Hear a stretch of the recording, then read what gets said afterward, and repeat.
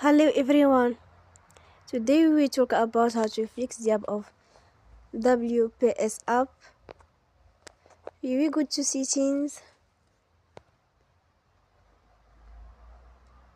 then we click on apps. After that we search the app WPS app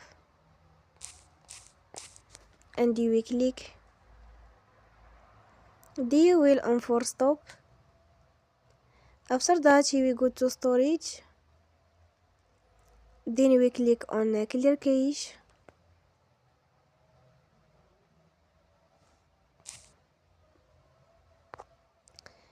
In the end, you will turn off your Wi-Fi and you will turn again. Don't forget to support us by like and subscribe. See you next time and thank you for watching.